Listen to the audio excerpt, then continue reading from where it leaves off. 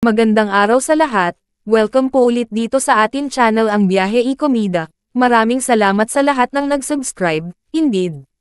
Punta tayo sa atin topic, June 4, 2025. Nilinaw ni Vic Soto ang pag-host ni Tito Soto sa Itbulaga.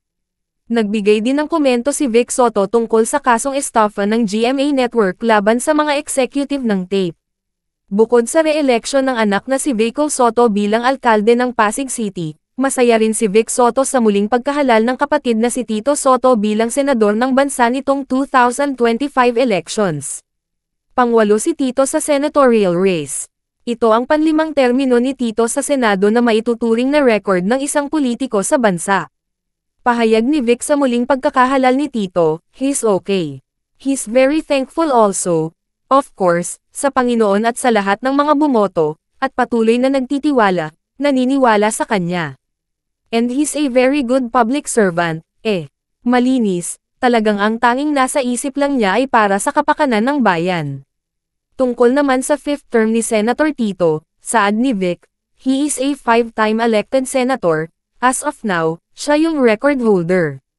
Paano naman ang paghuhas ni Senator Tito sa noontime show nilang Itbulaga? Araw-araw pa rin ba siyang mapapanood sa kanilang programa? Aniya, no. Hindi siya pwede mag-everyday kasi priorities yan, Right now, priority niya is the Senate. Di naman pwede na pagsabayin yun. So, siguro on special occasions, he'll be there. Nandoon lang siya ngayon kasi di pa nagsisimula yung kanilang term. Sa July 1 pa. So, siguro pag Saturdays or may special events, sa aming 50th anniversary, mga ganon na lang.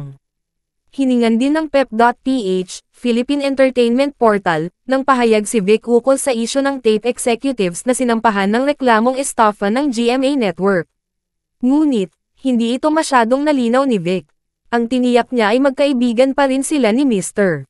Tony Tuviera, isa sa may-ari ng Tape, Television and Productions Exponents, Inc. Saad niya, no. We're in touch with Mr. Tony Tuviera. He's still a good friend of ours. Pero yung sa mga tape executives, wala na kaming contact. Masaya ba silang nakaalis na ang Itbulaga? Sa pamunuan ng tape, tugon ni Vic, I don't know. I think it's fate, It's blessing in disguise. Parang yung pagkakatanggal sa amin, parang, kumbaga nagsara, pero kinabukasan mas malaking pinto, ang nagbukas. So, siguro swerte na rin. Ganon talaga ang tadhana. May paminsan-minsan, naglalaro. Ang maganda lang, maganda yung paglalaro ng tadhana sa amin. Sa ngayon, abala si Vic sa promotion ng bago niyang endorsement na Tinbo, tindahan ni Bossing, ng PLDT Global Corporation, PLDT Global. Ang Tinbo ay isang app na makakatulong sa overseas Filipino workers, OFWS, na makapagbigay ng mahahalagang bagay at serbisyo para sa kanilang mahal sa buhay sa Pilipinas. Sa pagkakataon nito, gusto ko munang yung Bossing, gusto kong itawag sa mga kababayan natin abroad, yung mga OFWs, yung mga nagtatrabaho overseas para sa kanilang pamilya, para sa kanilang mga anak, sila yung mga tunay ng Bossing natin. Dahil alam naman natin na napakaraming Pilipino abroad.